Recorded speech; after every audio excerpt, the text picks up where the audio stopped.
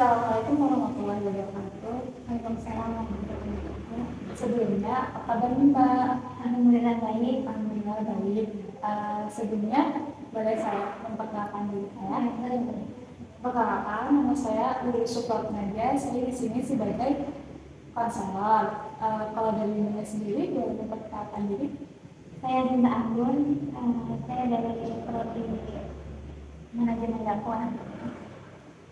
Kalau boleh tahu, kesibukan akhir-akhir ini itu apa ya?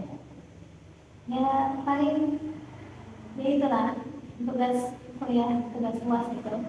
Ya, semester berapa? Semester 2. Semester 2, berarti baru masuk ya? Baru mau 1 tahun gitu. Sebelumnya sudah pernah mengikuti sesi konseling? Belum? Saya jelaskan lebih dahulu ya. Jadi sesi konseling adalah pemberian bantuan dari seorang konselor kepada klien untuk memecahkan sebuah masalah. Dan dalam sesi konseling ini terdapat beberapa asas, diantaranya ada kerahasiaan. Jadi semua informasi yang nanti peserta sampaikan kepada saya akan terjaga kerahasiaannya. Kemudian ada sesi kesukarelaan, ada sesi keterbukaan. Nah, di sini Mbak Sinta tidak perlu takut untuk menyampaikan apa yang Mbak Sinta nanti rasakan. Nah, dalam sesi konseling kali ini kita mungkin memerlukan waktu sekitar 30 sampai 1 jam. Apakah Mbak Sinta bersedia? Ya, insyaallah bersedia. Kalau boleh tahu asal Mbak Sinta sendiri itu dari mana?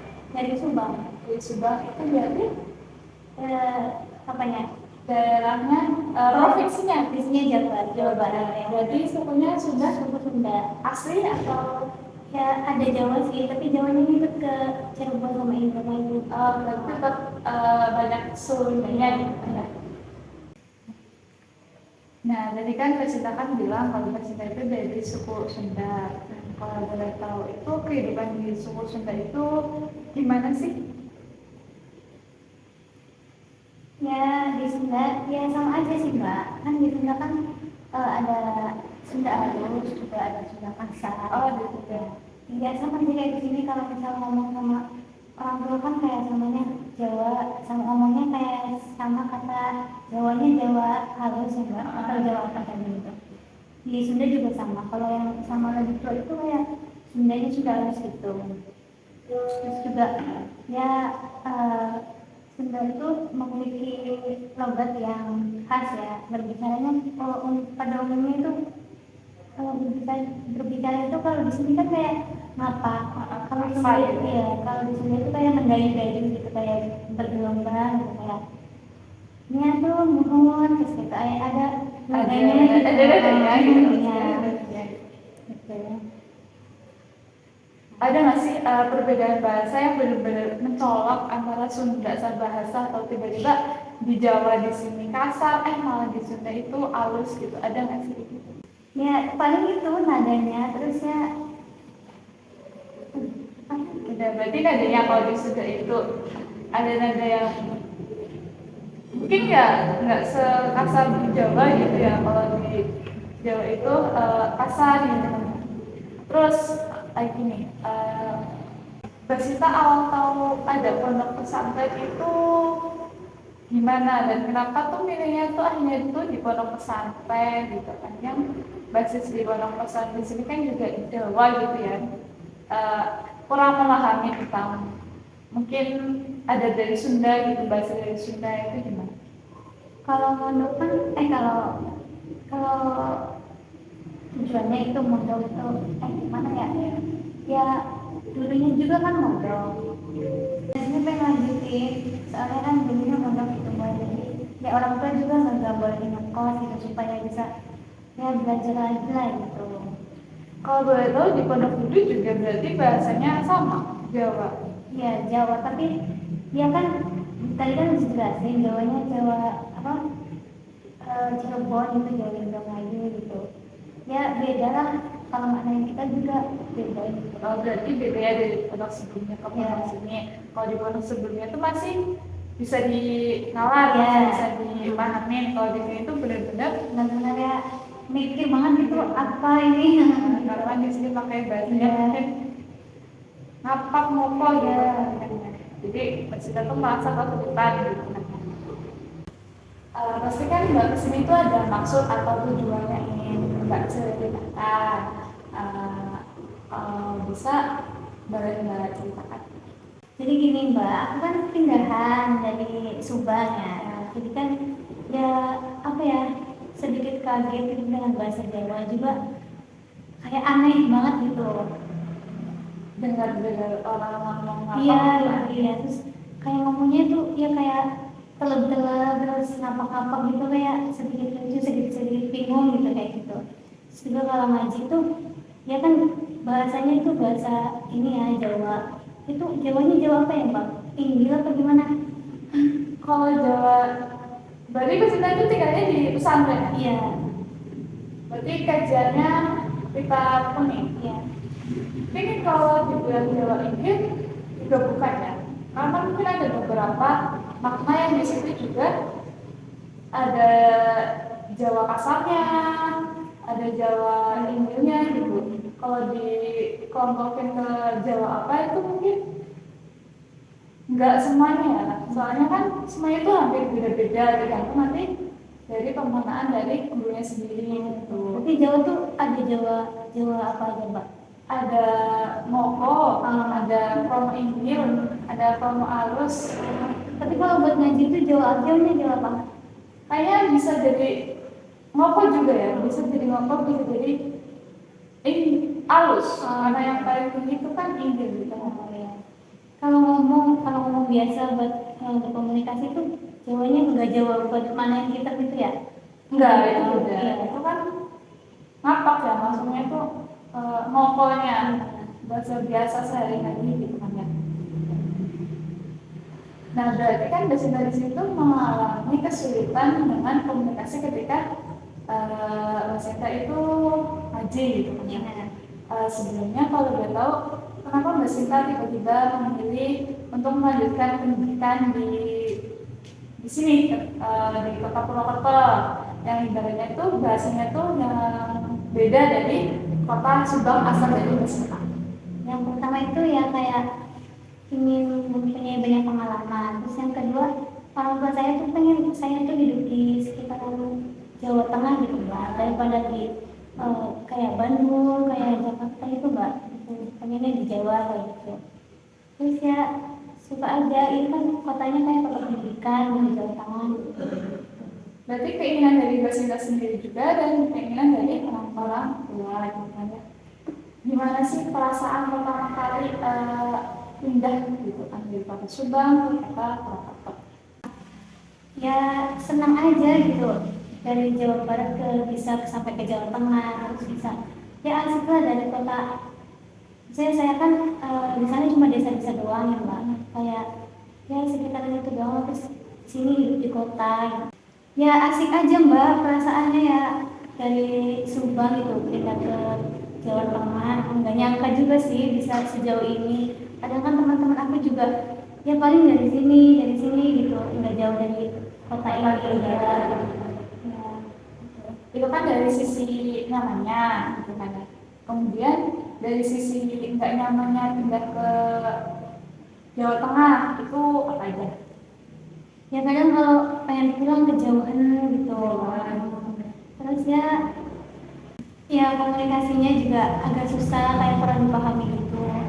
Kalau ngomong sama yang lebih tua kan, teman-teman aku kan ngomong sama Jawanya tuh kayak pantas gitu, tapi aku kayak malu lah nggak bisa jawab gitu kayak gitu. Berarti lebih baik diam atau ngomong pakai Lebih bahasa baik diam. Kalau sama orang tua gitu ya. Iya.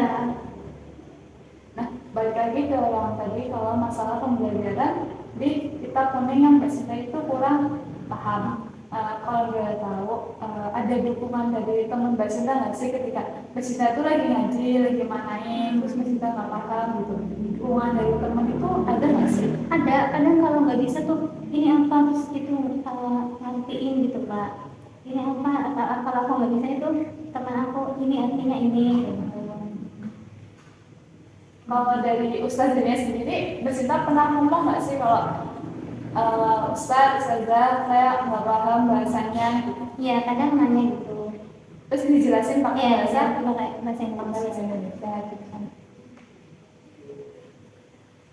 Strategi atau cara lain nih yang Mbak Sinta lakuin buat bisa akhirnya tuh paham sama bahasa di Jawa Tengah, terutama dalam berkomunikasi ya bahasa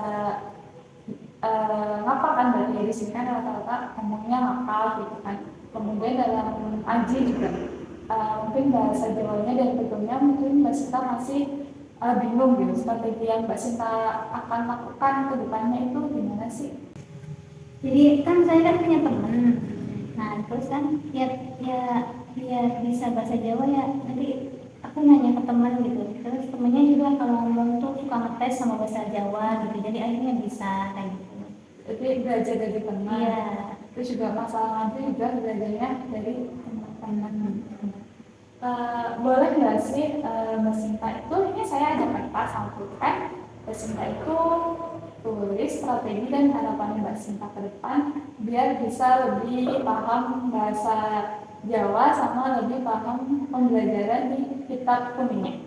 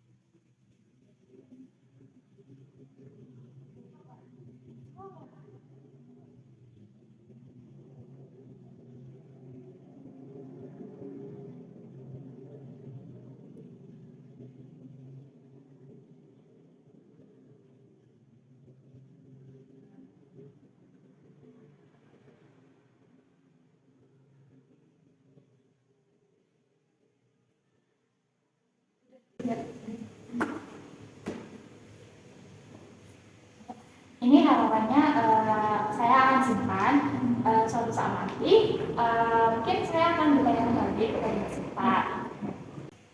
Baik, dari awal Mbak Sinta cerita yang Mbak Sinta itu asalnya dari suku Sunda, kemudian pindah ke Jawa Tengah karena mendirikan pendidikan, itu pun dari keinginan Mbak Sinta dan dari orang tua Mbak Sinta. Dan di situ Mbak Sinta mengalami kesulitan dalam berkomunikasi. Selain dalam berkomunikasi juga Mbak Sinta itu kesulitan dalam pembelajaran di pondok pesantren. Dan Mbak Sinta sendiri juga sudah memiliki strategi, yaitu dengan belajar melalui teman Mbak Sinta, dan ada juga beberapa harapan yang Mbak Sinta tuliskan di kertas ini.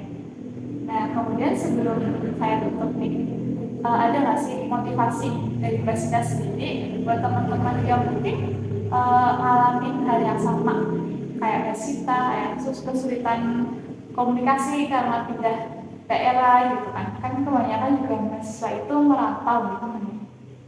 Ya mungkin apa ya mungkin motivasinya buat teman aku yang sama-sama merantau ya Mbak, semoga apa ya kedepannya bisa belajar bareng gitu dan cepat menggunakan bahasa asal ada ini gitu. Dah gitu aja. Nah, semoga kedepannya juga Mbak Sinta itu segera memahami bahasa daerah di sini dan juga memahami apa yang ada di pemaknaan kitab kajian kitab kuning tersebut. Nah, sebelum saya tutup, apakah ada yang ingin Sinta tanyakan? Lalu ketika saya ada beberapa hal yang ingin ditanyakan kepada Mbak Sinta, apakah saya boleh menghubungi Mbak Sinta kembali? Boleh Mbak. Oke, semoga Mbak Sinta lebih semangat belajarnya, semangat ngajinya. Semoga cita-citanya berjalan lancar, sukses di dunia dan di akhirat. Kurang lebihnya mohon maaf, mungkin banyak kata baik dari perbuatan saya dan perilaku. Saya mohon maaf. Semoga Mbak Sinta kedepannya juga menjadi lebih baik lagi. Terima kasih. Wassalamualaikum warahmatullahi wabarakatuh. Waalaikumsalam.